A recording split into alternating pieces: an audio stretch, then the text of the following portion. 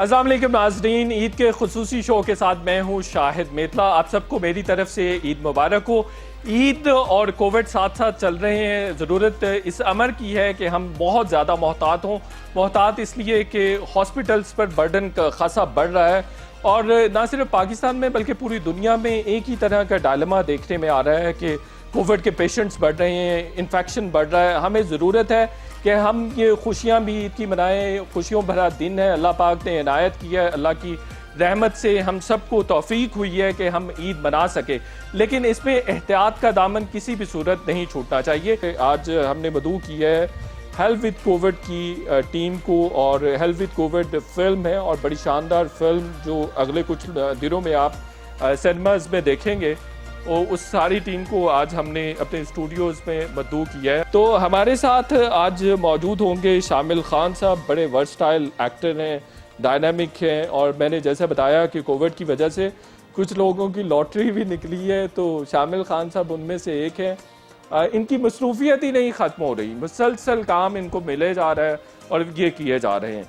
इरम अख्तर साहिबा भी हमारे साथ मौजूद हैं, हेल्प विद कोविड की हीरोइन है और बहुत शानदार काम करती हैं। और हमने देखा है कि बहुत सारे पाकिस्तानी बैरून मुल्क भी, पाकिस्तान में भी इनकी जो एक्टिंग टेक्निक्स हैं और जिस तरह से ये एक्टिंग करती हैं सब मोतरफ़ हैं और बड़े सब इनको पसंद करते हैं। मैं भी इनके फैंस में से एक हूँ।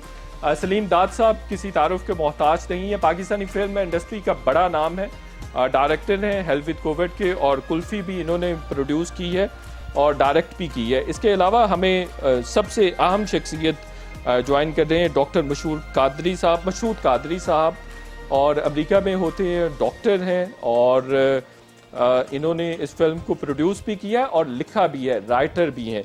तो आप सबका बहुत बहुत शुक्रिया। मेरा ख्याल है लेडीज़ फर्स्ट वाला कॉन्सेप्ट यहाँ पर भी अप्लाई होना चाहिए। इरम, सबसे पहले आपको ईद मुबारक, और आप बताएं ईद कैसे मना रही हैं? कुछ आज आपने पकाया भी है अपने हाथों से? माशाल्लाह से बहुत बहुत शुक्रिया आपका, और आप सबको मेरी तरफ से ईद मुबारक।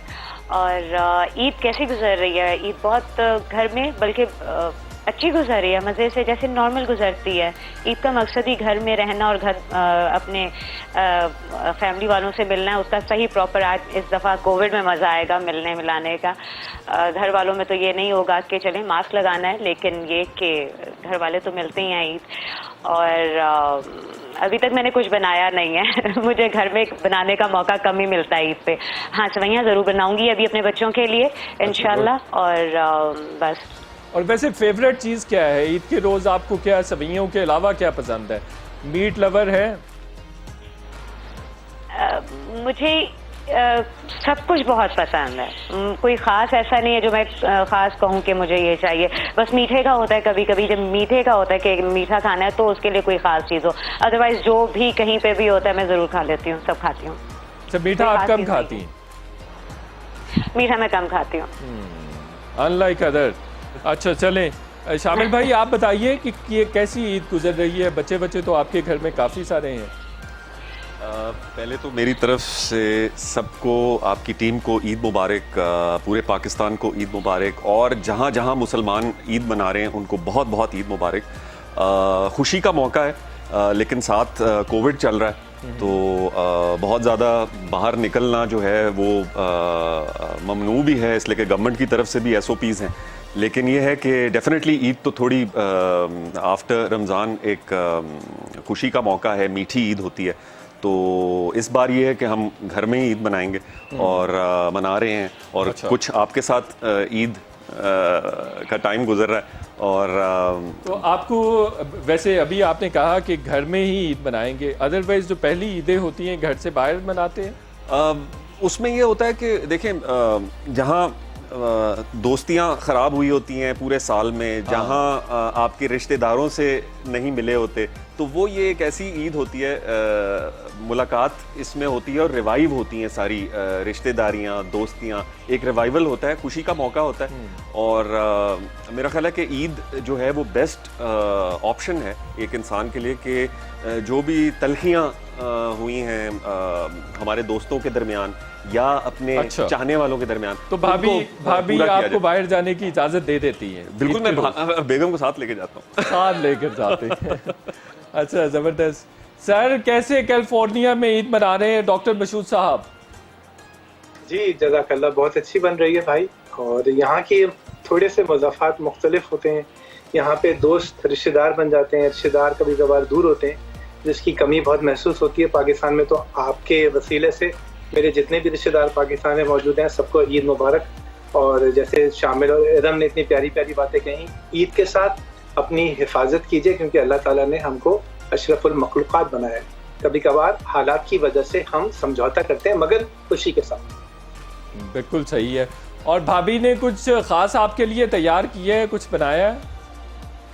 शायद बस मैं सुबह सुबह काम पे आ गया था, तो नमाज के बाद तो इंशाल्लाह ताला वापस जाऊंगा तो बहुत सारा कुछ मिलेगा, लेकिन अभी काम पर हूँ मैं अपने और अस्पताल आप के। हमें बताना नहीं चाहते हैं कि वापसी पे आपको क्या मिलेगा?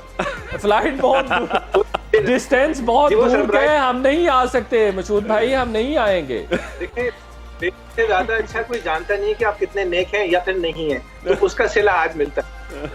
अच्छा अच्छा, चलें, ये तो जबरदस्त है। सलीम भाई कैसी ईद गुजर रही है, और कोई कुकिंग शुकिंग का शौक है या सारे शौक आपके भाभी पूरे करती हैं?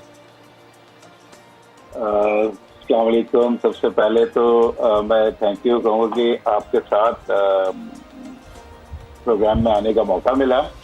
ईद का एक अपना एक चार्म होता है, एक अपनी गहमा गुमी होती है, लेकिन पिछले 1.5 साल से कोविड की वजह से वो थोड़ी मध्यम हो गई है। लेकिन इससे फायदा जरूर ये हुआ है कि हर एक से रास्ते में फोन पे, और आजकल जो डिजिटल दौर है आपको पता है इसका है, व्हाट्सएप, तो वो टाइम बड़ा मिल जाता है। और बाकी एज यूजुअल वाइफ तो मेरी खाने पकाने में बड़ी एक्सपर्ट हैं, क्योंकि मेवन है तो मजेदार खाने तो बनते ही हैं हमारे यहाँ, सिवैयां कचौरियां वगैरह। तो ये है सिलसिला। तो कराची में इस वक्त ईद का समा है, बिल्कुल लोग अपने अपने घरों में बैठ बिल्कुल के सही है। सादगी से तो ईद ये मना रहे हैं। आप भाभी से सिर्फ अकेले मुस्तफीद होते हैं या बाकी लोगों को भी मौका देते हैं, दोस्त अहबाब? लेकिन इस वक्त सिचुएशन ऐसी है कि किसी को अगर बुला नहीं सकते कोविड की वजह से, लेकिन वैसे एक बड़ा तफसील रहती है, पूरा खानदान आता है, सब अच्छा। बैठते हैं, खाते हैं। और बल्कि अभी हम शूट कर रहे थे कोविड पे, शामिल भाई को भिंडियां बड़ी पसंद थी, जी जी तो बगैरा मन के लिए इनके लिए बना के आती थी घर में। Very nice. बड़े जबरदस्त अच्छा, किस्म अच्छा, को, yes। जबरदस्त। ओहो, तो आप कह रहे हैं कि कोविड की वजह से किसी को बुला नहीं सकते, तो हम अपना नेगेटिव टेस्ट साथ ले आएंगे। बिल्कुल बिल्कुल, मैं आपको टीसीएस करा देता हूँ। नहीं, टीसीएस ना करवाएं। मैंने देखा, मैं पिछले दिनों कराची में था। देखिए, मेरी परसेप्शन कराची वालों के बारे में बिल्कुल बदल गई, यकसर तब्दील हुई है। कराची वाले इतने हॉस्पिटेबल हैं, इतने जनरस हैं, मैं बता नहीं सकता।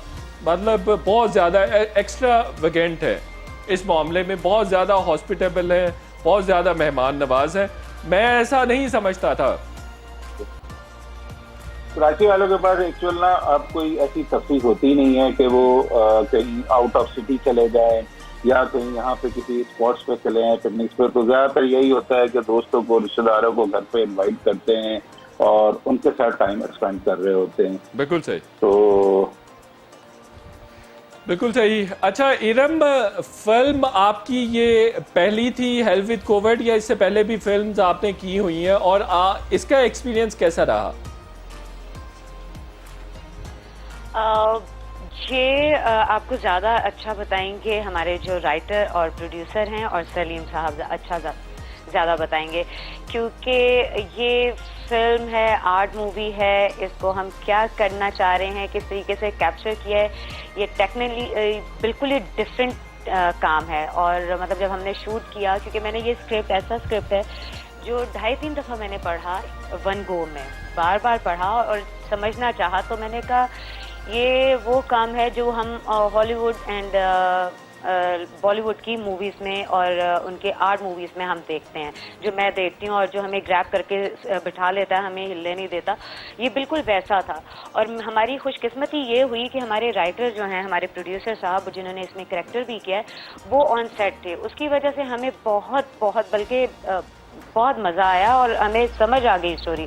अदरवाइज ये जिस तरीके से इन्होंने जोड़नी है, एडिट वर्क होना है जो सलीम करेंगे, जिस तरीके से उन्होंने शूट किया है, हमारे जो डीओपी हैं उन्होंने जो शूट कर दिया है, मैं बता नहीं सकती हूँ कि मज़ा आ रहा था। शूटिंग के दरमियान ही इतना मज़ा आ रहा था कि ये फिल्म क्या, ये बहुत ही अच्छा एक हम लोगों को सबको ये एक प्लेटफॉर्म मिला है और इंशाल्लाह इससे हम लोग सबको बहुत इज्जत भी मिलेगी और इंशाल्लाह कामयाबी भी मिलेगी हम सबको इंशाल्लाह। जबरदस्त, बहुत मजे की बातें की है शामिल।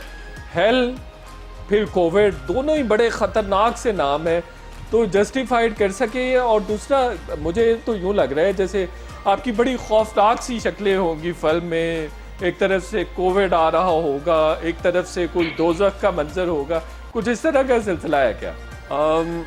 नाम तो देखिए शाहिद भाई, जो नाम इसका रखा गया है वो टू द पॉइंट, इसलिए कि जो सिचुएशन है, और वो अभी से नहीं है, 6 महीने से, पूरे पिछले साल मार्च से ये सिचुएशन से हम सारे गुजर रहे हैं, पूरी दुनिया गुजर रही है। तो ये मशहूद भाई का एक बहुत अच्छा एक इन्होंने स्टेप लिया, सलीम भाई ने बहुत अच्छा स्टेप लिया। इसको पहले तो लिखा गया 6 महीने, इस पे ब्रेनस्टॉर्मिंग हुई, इसलिए कि इस तरह का काम हमारी अभी तक इंडस्ट्री में हुआ ही नहीं है। इसलिए कि I have been doing a lot of films, ड्रामे भी किए हैं, लेकिन जिस तरह का काम अभी किया है, जिस तरह की लाइटिंग इसमें हुई है, जिस तरह के डायलॉग्स लिखे गए हैं, और जिस तरह की फास्ट पेस्ड फिल्म है, इसलिए कि एक तो आर्ट फिल्म होती है, आर्ट फिल्म बड़ी वो बोरिंग हो जाती है, बट इट्स नॉट बोरिंग। हम मतलब इंजॉय कर रहे थे इसको करते हुए, और फास्ट पेस्ड है, तो बिल्कुल ऐसा नहीं है। हेल विद कोविड जो है नाम, मेरा ख्याल है बहुत सूटेबल नाम है इस फिल्म के लिए, इसलिए कि हर घर में हर घर की एक कहानी है। किसी का काम बंद हो गया, किसी का काम खुल गया, जिस तरह मास्क जिन्होंने बेचने थे, वो मास्क पे जैसे एक्टर्स का डिफरेंट, बिल्कुल डिफरेंट हुआ काम। तो किन्हीं का काम बिल्कुल ठप हो गया, कुछ लोग घरों में बंद होके रह गए, बाहर नहीं निकल सके, और बहुत सी चीजें। तो ये तो बहुत पावरफुल थीम है। ओ यस, और आजकल के मेरा ख्याल है कि मौके के हिसाब से ये फिल्म बनाई है, और मेरा ख्याल है इंशाल्लाह ये अपने हमारे व्यूअर्स को बहुत अच्छी लगेगी, बहुत अच्छी लगेगी। छोटे से ब्रेक लेते हैं, बहुत मजे की डिस्कशन हो रही है, आप यहीं मौजूद रहिए, छोटे से ब्रेक के बाद वापस आते हैं।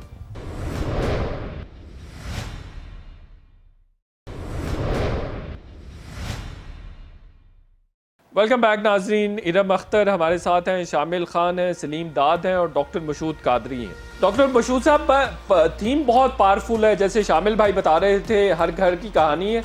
आपके जहन में कैसे आया, कंसीव इसको कैसे किया? देखिए, हम लोग जो भी काम करते हैं तो हम लोग एज अ टीम काम करते हैं। मैं और सलीम जो भी प्रोजेक्ट बना रहे होते हैं आपस में डिस्कस करते हैं। फिल्म एक साइंस है, इसको ये नहीं कहा जा सकता कि ये राइटर की मिरास है या डायरेक्टर की मिरास है, या ये सब की, राइटर से लेके डायरेक्टर से लेके और फिर परफॉर्मर्स बहुत अहम होते हैं कि किस तरह से वो उस स्क्रिप्ट को समझें।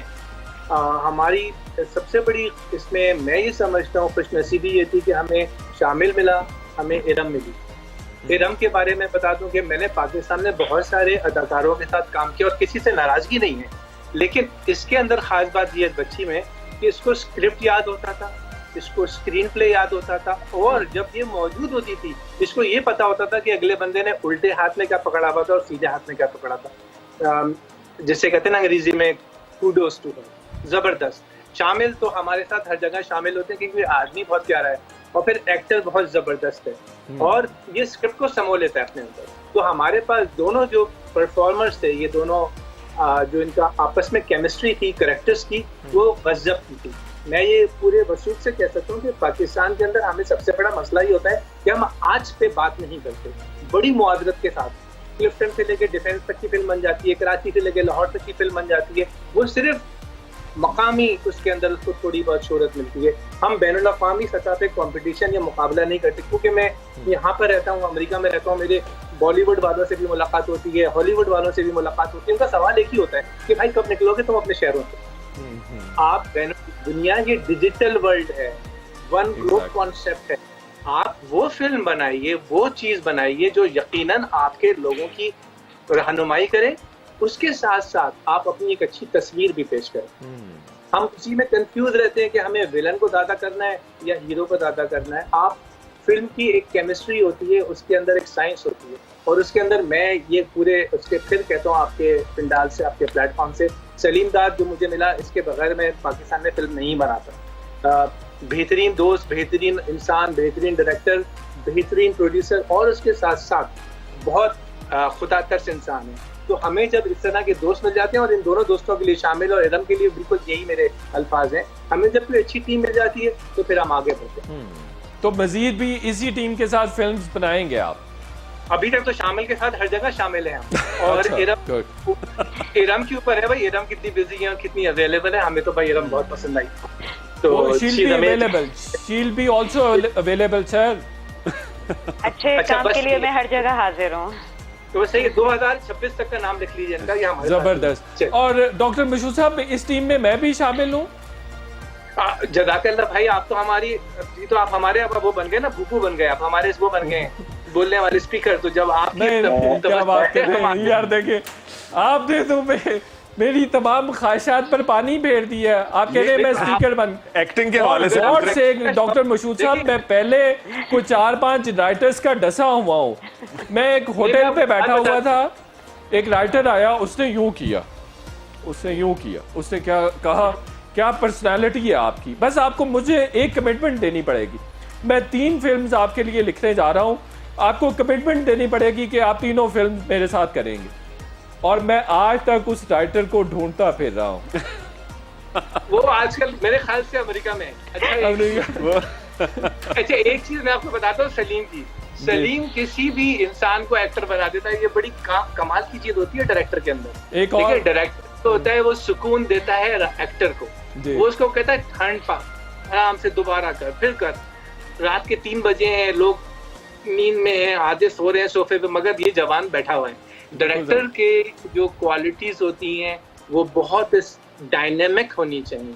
इसी तरह से अगर मैं राइटर की बात करूं, तो राइटर अगर आज को ना समझता हो, अगर जहां पर उसका जो जिस कहते हैं टारगेट ऑडियंस, उनको ना समझता हो, तो वो बेशक बहुत बड़ा राइटर, बहुत बड़ा ड्रॉबैक है। ठीक कह रहे हैं आप जी, ऐसा ही। सलीम दाद साहब, आपने किस तरह से इस फिल्म को डिफरेंटली प्रोड्यूस किया है और डायरेक्ट किया है, किस तरह से ये फिल्म बाकी फिल्म से डिफरेंट है? जब ये हमने स्टोरी लिखनी शुरू की तो डॉक्टर मशहूर साहब के साथ हमारा ऐसी बातों में स्टार्ट हुआ था। कोई हमारा प्लान नहीं था इस प्रोजेक्ट इसको करने का, लेकिन जो इश्यूज हम देखते जा रहे थे कि जो अब होते जा रहे हैं, जिस तरह लॉकडाउन लगा है, जिस तरह लोगों के रोजगार गए, जिस तरह घरों में लोग के दरमियान जो गैप था, और वो गैप किस तरह फिल होना है क्या है, तो वो जब देखना शुरू किया तो हम कहानी की तरफ आना शुरू हो गए कि यार अब स्टोरी लिखनी चाहिए हमें। वो किस तरह की फिल्म है? आपको भी ऑफर दे रहा हूं। हाँ, ये बात जरूर कीजिए, अभी जो बात कर रहे थे। जी कहिए। हाँ, मैं वही कह रहा हूँ, आपको भी ऑफर दे रहा हूँ मैं पिछली फिल्म के लिए, पर डेट दे दिएगा। नहीं, डेट्स है। तो पिछली फिल्म में अब आप मुझे कैसे कास्ट करेंगे सलीम दाद साहब? मैं तीसरी फिल्म की बात अच्छा, तीसरी फिल्म। अच्छा, अभी हमारा ही बिल्कुल ठीक है, अभी हमारा ही सिलसिला रुकने वाला नहीं है। अच्छा। और हमारी कोशिश ये है कि हम कुछ इस तरह की मूवी डिफरेंट सब्जेक्ट पे काम करते रहें। बिल्कुल जबरदस्त। वो सब्जेक्ट जिन्हें हम जिक्र करना पसंद नहीं करते, उसको डिस्कस करना पसंद नहीं करते, उन इश्यूज पे हम करें, लेकिन उसके अंदर एंटरटेनमेंट का भी हम कोई ना कोई इसके अंदर एलिमेंट होना चाहिए। आप बिल्कुल दुरुस्त कह रहे हैं। मेरा एक सवाल ये भी था, और जो अभी बाकी पार्टिसिपेंट्स हैं उनके सामने भी रखूंगा, कि हम सोशल इश्यूज पर उस तरह से फिल्म्स नहीं बनाते हैं, और जैसे आर्ट से रिलेटेड हमारी मूवीज़ बहुत कम बनती हैं, हम ज़्यादातर कमर्शियल मूवीज़ बनाते हैं, और उसकी रिकग्निशन दुनिया भर में उस तरह से हो भी नहीं पाती, जैसे डॉक्टर मशहूर साहब ने भी कहा है। तो आप इस तरह का प्लान लेकर चल रहे हैं और चलेंगे? जी बिल्कुल, इसी तरह का प्लान है। और उसके साथ साथ हम जो अपने हीरोज हैं, जो छुपे हुए हीरोज हैं, और जो मशहूर हैं, और जो नई रिकॉर्ड्स बन रहे हैं जिनका कोई जिक्र नहीं होता है किसी भी प्लेटफॉर्म पे। फॉर एग्जांपल मैं मिसाल की बात बताता हूँ, बैंक का गार्ड है, मर जाता है बैंक डकैती, आज तक किसी ने उस पर फिल्में नहीं की। इसी तरह और भी बहुत सारे कैरेक्टर्स हैं जो हमें हमारे इर्द गिर्द हैं, हमें नजर नहीं आते। बिल्कुल सही। ठीक कह रहे हैं। इरम, हमारे यहाँ ड्रामे की रिकग्निशन है दुनिया भर में, और ड्रामे हम बहुत अच्छे भी बनाते हैं, तो फिल्म के साथ माजरा डिफरेंट क्यों है? माजरा क्योंकि फिल्म मेरी सुई एक जगह ही फंसती है, जो बिल्कुल बुनियादी बात होगी हमारी। हम पूरा सब कुछ इसलिए नहीं दिखा सकते क्योंकि हम मुस्लिम हैं, और फिल्म की जो डिमांड्स होती हैं, चाहे जितना बड़ा प्रोड्यूसर हो, वो जब भी मूवी बनाएगा और वो हॉलीवुड या बॉलीवुड को टच करना चाहेगा तो वो कहीं ना कहीं फंस जाएगा, वो एक मुस्लिम कल्चर के ऊपर फंस जाएगा। वो बना लेगा तो भी क्रिटिसाइज होगा, बना लेगा तो हाइप भी हो जाएगी, पैसा भी कमा लेगा, लेकिन कहीं ना कहीं कमी मिलेगी, वो एक चीज़ रहेगी क्योंकि हम मुस्लिम हैं। और फिल्म का मुझे नहीं लगता कि हमारे पाकिस्तान का वो कल्चर है जो उस तरह इतना बूस्ट मिल सके फिल्म अच्छा को। इरम, एक तो बोल्ड फिल्म्स भी अभी रिसेंटली हमने देखी हैं, बन रही हैं, और दूसरा सोशल इश्यूज को भी तो टैप किया जा सकता है ना? बिल्कुल। अब यही बात है कि जैसे ये जो हमने किया है, इस तरह की बने और इसी चीज़ को हम और मज़ीद अच्छे तरीके से बनाएं, और आहिस्ता आहिस्ता जैसे कि मशहूद साहब इंशाल्लाह और सलीम करेंगे, और तो डेफिनेटली ये चीज़, ये एक आई ओपनर मैंने हमारे सेट पे वर्ड सुना था, तो डेफिनेटली होगा, और इस चीज़ को हम लेके चल भी सकते हैं। ये चीज़ चल सकती है। जो हमारी बोल्ड बन रही हैं, वही मैंने कहा कि हम बना सकते हैं, हम तो एक्टर लोग हैं, शोबिस के लोग हैं, हमारा जो है हम उस लिहाज से सोच सकते हैं कि हमारी मूवीज़ वैसी बन सकती हैं, क्यों नहीं बन सकती, वाई नॉट बन सकती हैं। बट कहीं ना कहीं आके जो एक प्रॉब्लम आ जाएगी, कहीं ना कहीं उसके हिट होने में, कहीं ना कहीं उसके एक्टर्स के ऊपर या किसी भी चीज़ में, वो हमारे मुस्लिम होने की वजह से आएगी, होती है। कमी जो होती है वो चीज़ उस मुस्लिम वर्ड और जो हैं हम, और होना भी चाहिए। कामिल भाई, आपने कौन सा आइटम नंबर किया है? देखिए शाहिद भाई, सबसे पहले तो मैं ये कहना चाहूँगा कि ये जो प्रोजेक्ट हुआ है, it's going to be a game changer for the industry, definitely. इसलिए कि जहां हमारी 10-10, 20-20 करोड़ रुपए की फिल्में बन रही हैं, आजकल अब हालात भी ऐसे हो गए, तो हमें छोटे बजट की बहुत सी फिल्में चाहिए, शॉर्ट बजट की बहुत सी फिल्में चाहिए, और ठीक है, और ये इंडिया में ट्रेंड फॉलो हो रहा है, बिल्कुल हो रहा है, बहुत कामयाब भी है, और बहुत ज्यादा कामयाब है। ये कोविड में उनका अगर सिनेमा बंद था तो ओटीटी पे उनके प्रोजेक्ट्स, इतने प्रोजेक्ट्स गए हैं कि उनकी इंडस्ट्री बैठी नहीं। बिल्कुल ऐसा ही। तो हमारे बहुत से प्रोडक्शन हाउसेस बंद हो गए इसी वजह से कि इनके पास कोई प्लेटफॉर्म ही नहीं था। हाँ, कोई इनोवेशन नहीं हमारे पास। तो अब जहां तक ताल्लुक है कमर्शियल फिल्म का, ठीक है, उसमें आइटम नंबर भी होते हैं, हम तो आप लकीर के फकीर, पाकिस्तानी फिल्म इंडस्ट्री के ट्रेंड्स अब चेंज होने चाहिए। बिल्कुल, और ये हमें ओटीटी पे भी जाना चाहिए, बिल्कुल जाना चाहिए, और this is going to be a game changer. इसलिए कि हम बेसिकली हमारी जो कौम है ना, हम पढ़े लिखे जाहिल लोग हैं। पढ़े लिखे जाहिल इस वजह से हैं कि हम एक लकीर किसी ने मार दी ना, कोई बंदा पढ़ा लिखा अच्छा भी होता है। बिल्कुल, मैं आपको बताता हूँ, एक लकीर अगर किसी ने खींच दी ना, तो हम लकीर के फकीर हैं, उसी पे ही चलते रहेंगे, अपने दिमाग से कोई नई इनोवेटिव चीज नहीं करेंगे। तो this thing, hell with Covid, is innovative and a game changer. वैसे अभी तो लार्ज पर्सपेक्टिव में बात कर रहे हैं कि हमारी फिल्म इंडस्ट्री को कामयाबी की तरफ जाने के लिए किस लॉबी सिस्टम से निकलना पड़ेगा। अच्छा, किस तरह के ट्रेंड्स फॉलो करने पड़ेंगे? आप कह रहे हैं लॉबी सिस्टम से निकलना पड़ेगा। बिल्कुल निकलना, कास्टिंग काउच वाला ट्रेंड है, बिल्कुल है, वो भी निकलना पड़ेगा उससे। और आर्टिस्ट जो परफॉर्मर्स हैं, ठीक, जो परफॉर्मर्स हैं, उनको मौका मिलना चाहिए, जो परफॉर्म मतलब करना चाहते हैं। पर्ची सिस्टम एक हद तक चलती है। बिल्कुल सही, ठीक हो। तो हमारे बहुत से परफॉर्मर्स हैं जो काम जिनको अच्छा मिला ही नहीं। बिल्कुल ठीक है। छोटे से ब्रेक लेते हैं, बहुत मजे की डिस्कशन हो रही है, आप यहीं मौजूद रहिए, छोटे से ब्रेक के बाद वापस आते हैं।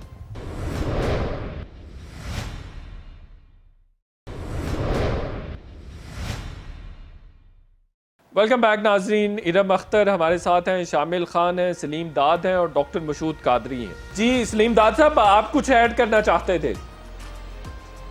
जी बिल्कुल, मैं ऐड करना चाहूँगा कि इस वक्त लॉबी सिस्टम तो है ही अपनी जगह, लेकिन हम जितने भी इंडस्ट्री के लोग हैं, हमें नए आने वाले फिल्म मेकर्स, नए आने वाले राइटर, नए आने वाले प्रोड्यूसर्स, उनका साथ जरूर देना चाहिए। क्योंकि जरूरी नहीं है कि अगर वो 100 लोग आते हैं तो उसमें से 60 तो अच्छे आगे चल के काम करेंगे फ्यूचर में, लेकिन अनफॉर्चुनेटली हमारी इंडस्ट्री में ये होता है कि वही वाली बात है, शामिल भाई वाली बात कि लकीर के फकीर हैं। आप उनके साथ काम करना पसंद करेंगे, चाहे वो आपको बिल्कुल खुदे लाइन लगाएं, चाहे आपसे काम ना लें प्रॉपर अच्छा, लेकिन आप उनके साथ काम करेंगे, नए फिल्म मेकर के साथ काम नहीं करेंगे, नए आने वाले प्रोड्यूसर के साथ काम नहीं करेंगे। और जब तक आप नए आने वाले प्रोड्यूसर फिल्म मेकर्स के साथ काम नहीं करेंगे, हमारी इंडस्ट्री कभी भी सर्वाइवल नहीं कर सकती। लेकिन बिल्कुल ठीक कह रहे हैं, मैं आपकी बात से इत्तेफाक करता हूँ। पिछले कुछ अरसे में हमने सलीम दाद साहब एक चीज़ ये भी देखी है कि एक तरह की फिल्म्स बन रही हैं, जैसे पहले भी बात हो रही थी, हमें कुछ इनोवेशन भी तो लानी चाहिए, कुछ क्रिएटिविटी भी तो लानी चाहिए। एक बैनर की फिल्म्स की अगर मैं बात करूं, एक ख़ास प्रोडक्शन हाउस की बात करूं, उनकी 4, 5, 7 फिल्म्स आ गई और वो हैवी बजट फिल्म्स थी और वो बहुत ज़्यादा कामयाब भी रही सिनेमा पर, लेकिन वो सारी एक जैसी थी।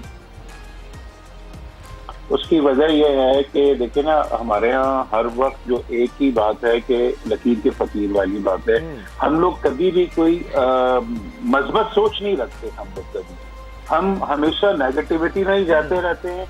यही वजह है कि सेफ साइड एक पैटर्न फार्मूला पकड़ लिया जाता है फिल्म का और उसी को फॉलो किया जाता है। जरूरी नहीं है कि वल्गैरिटी, न्यूडिटी पे आप फिल्म बनाएं।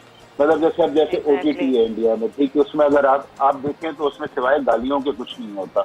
तो ये कहीं की भी कोई गारंटी नहीं है कि गालियां दे, न्यूडिटी दिखाए आपका प्रोजेक्ट हिट होगा। नेवर। आप हमेशा पॉजिटिव चीज बताएं। हमेशा सबसे पहले तो हमें अपनी कौम को सुधारना चाहिए भाई, कि हर चीज के बारे में कीड़े ना निकालें और उसको पॉजिटिव सोचें। तो ये सोच बदलने के लिए हमें नई कहानियां, नए राइटर, नए प्रोड्यूसर चाहिए। बिल्कुल सही है। फार्मूला प्रोडक्शन हाउस का काम ही नहीं। बिल्कुल ठीक हो गया। Got it. डॉक्टर मशहूर साहब, किस तरह के ट्रेंड्स हमें फॉलो करने चाहिए? हमें OTT प्रोडक्शंस की तरफ जाना चाहिए, जैसे इंडिया बहुत कामयाबी से इसको अप्लाई कर रहा है और बहुत ज़्यादा उनका जो सिस्टम है वो इस पे सर्वाइव कर रहा है। ना उनके आर्टिस्ट घर में बैठे, ना उनके प्रोडक्शन हाउसेस बंद हुए। इस तरफ हमें जाना चाहिए। देखिए, OTT यानी ओवर द टॉप, यानी वो फिल्में जो इंटरनेट के वसीले से लोग देखें। उसके कुछ पहले मसाइल मैं आपको थोड़े से बता दूं। हमारे पाकिस्तान के अंदर वाईफाई की स्पीड जो है MBPS, मुझे तो पहले डॉक्टर बनते वक्त MBBS ही पता था, ये MBPS जो है मेगाबिट पर, ये हमारा बहुत स्लो है। अच्छा, अभी मौजूदा बहुत अच्छा काम कर रही है ये जो आपकी ऑप्टिकल फाइबर्स हैं, ये जितने जल्दी लग जाएं, हम लोग इस वक्त बहुत तेजी से आगे बढ़ रहे हैं। उसके अंदर मैं पढ़ रहा था, श्रीलंका से ज्यादा तेज जा रहे हैं। हमारा वो हदफ पूरा हो जाए तो उससे हमारी स्पीड बढ़ जाएगी। अभी हमारी 10 Mbps उसकी जो आपका फिक्स ब्रॉडबैंड होता है उसकी है, और मोबाइल फोन की आपकी 17 है, जो बहुत कम है। जितने भी आपके गर्दनामा में जितने ममालिक हैं उनमें सबसे स्लो हैं। एक तो वो मसला है। दूसरा ये कि OTT के लिए, जैसे आप हिंदुस्तान में देखें, काले आदमी पे, काली लड़की पे, मतलब स्याह जिसकी रंगत है, या छोटे कद के इंसान पे फिल्म बनती है और कामयाब होती है, या फिर एक औरत है, उसके 5 बच्चे हैं, उनको कैसे संभाल रही है, कामयाब होती है। वो आम हालात के ऊपर OTT के अंदर फिल्में बनाई जाती हैं और वो थिएटर के अंदर भी बना रहे हैं कि वो गंजे में बन रही हैं। मेरे भी बाल कम है वैसे तो जिनके बाल कम है उन पर फिल्में बन रही हैं और वो बड़ी कामयाब हो रही हैं। अगर सलीम चाहेंगे तो मैं हीरो भी बन जाऊंगा। लेकिन बात यह है कि हमें चाहिए वो किरदार चाहिए जो आम मुआशरे का हिस्सा हैं। इरम, शामिल, ये दोनों हमारे राहबर भी हैं और हमारे एक तस्वीर भी हैं एक अच्छी मकासद के लिए इस फिल्म के अंदर। मैं जब ये फिल्म लिख रहा था और जब मैं सलीम से हम दोनों बात करते थे, हम यही कहते थे, यार कोई चीज यकीनन film is larger than the real life, there is no doubt about it, इसमें कोई दो बातें।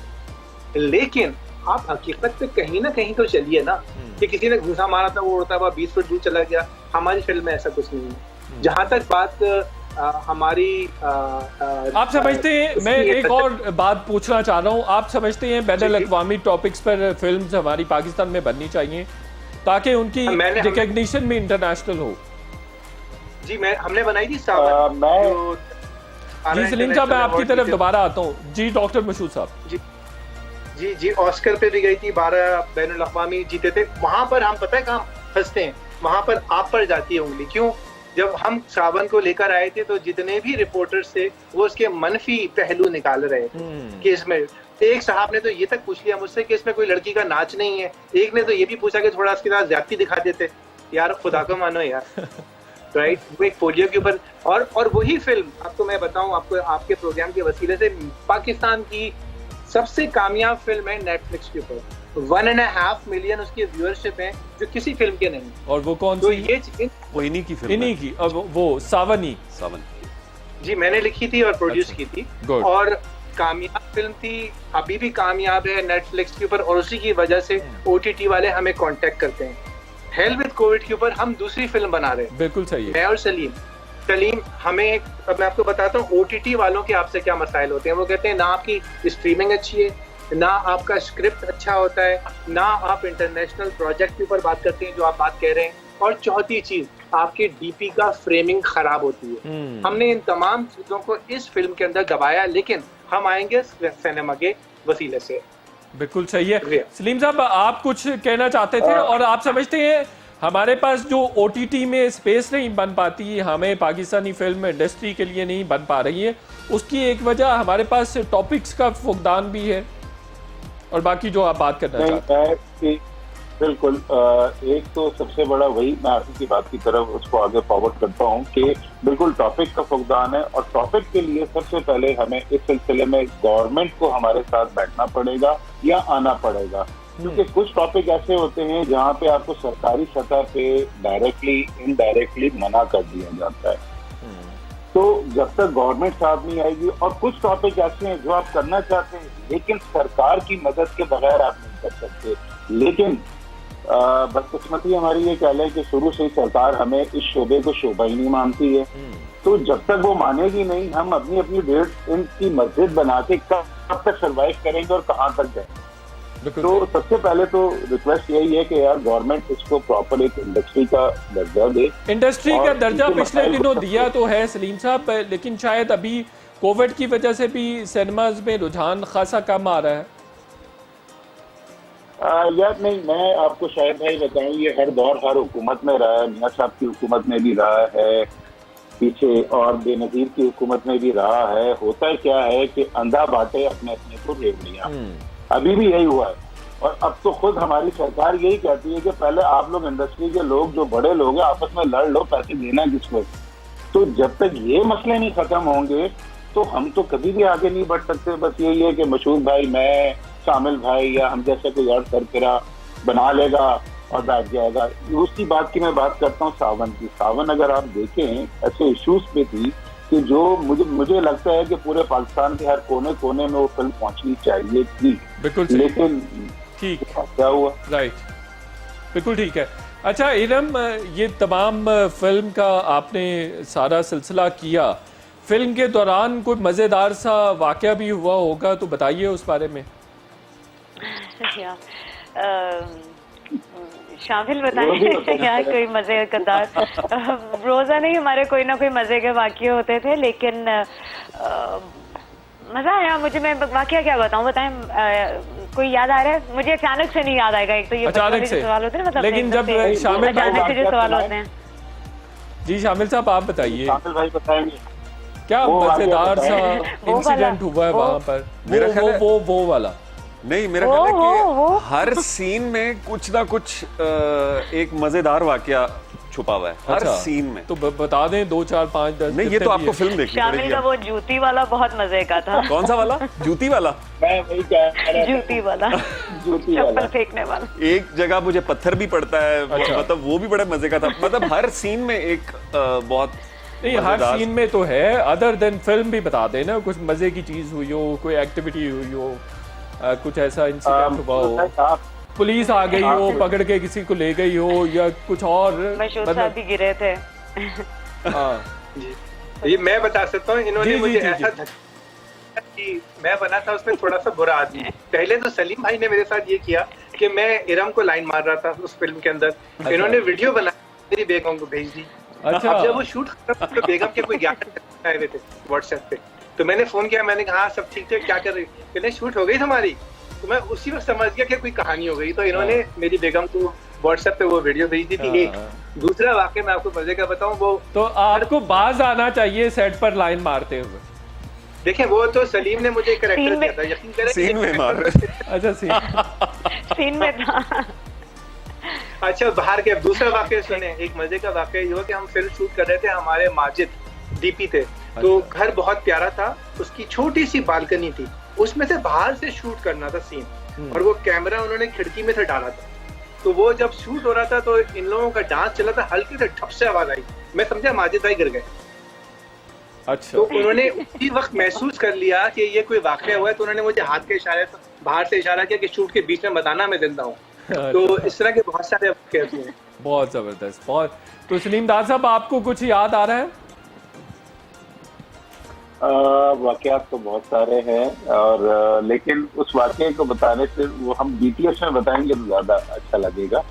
लेकिन ये है कि गर्मी बहुत थी, कराची में गर्मी स्टार्ट हो चुकी थी, और गर्मियों में जिस तरह हम काम कर रहे थे वहाँ पे, अब यकीन करें कि मेरे एक्टर्स शामिल भाई, इन सबों की तबीयत खराब हुई, इवन मशहूद भाई की तबीयत बड़ी खराब हुई, और वो गर्मियाँ एक्चुअली एक वेव आई थी। लेकिन हमें क्योंकि बहुत शॉर्ट टाइम में एक लिमिटेड बजट में खत्म करना था, तो बस हमने स्पीड अप रखा हुआ था, और सबों को मैंने समझे डंडा दिया हुआ था बिल्कुल जागो जागो जागो। तो सलीम दाद साहब कोई मैसेज दे दें ईद के हवाले से, कोई मैसेज देना चाहते हैं तो? मैं मैसेज दूंगा बिल्कुल अपने पाकिस्तानी भाइयों को मैसेज दूंगा जरूर कि यार सबसे पहले तो हम अपनी सोच बदलें, हम इन फिक्रों से निकलें, हम हर चीज को गलत एंगल से ना देखें, हमेशा उसको एक राइट एंगल से देखें। बिल्कुल सही। जिस दिन हम राइट एंगल से देखना शुरू हो जाएंगे, हमारी एंजाइटी खत्म हो जाएगी, हमारी टेंशन खत्म हो जाएंगी।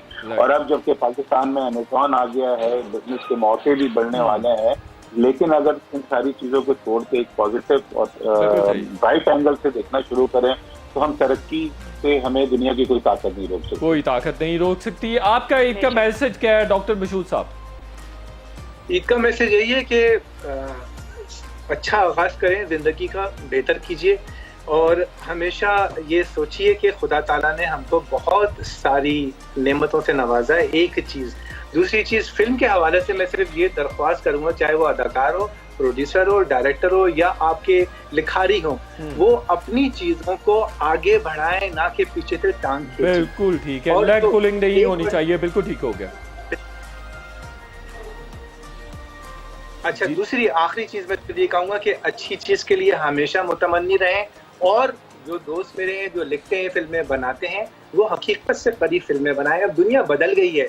बिल्कुल सही। कोविड के बाद जो आप देखिए, कोविड के बाद जो दूसरी फिल्में अब आई, जब सिनेमा में चलेंगी तो लोग ज्यादा से ज्यादा हकीकत पसंद। बिल्कुल ठीक हो गया। शामिल भाई, ईद का मैसेज? शाहिद भाई, मैं ये समझता हूँ कि अल्लाह ताला ने हमें ये मौका दिया है कि हम सारे अपने घरों में, अब लॉकडाउन है ना, तो बैठें और सोचें कि हमसे क्या क्या गलतियाँ हुई हैं ज़िंदगी में, और उनका अजाला करें, और जैसे इंशाल्लाह लॉकडाउन खुलता है तो एक बेहतर हर घर से एक बेहतर इंसान निकले। अपने गिरेबानों में खुद देखें कि क्या हम गलतियां करते हैं, क्या झूठ बोलते हैं, छोटे छोटे झूठ बोलते हैं, ना बोलें, अच्छा सबके लिए अच्छा सोचें।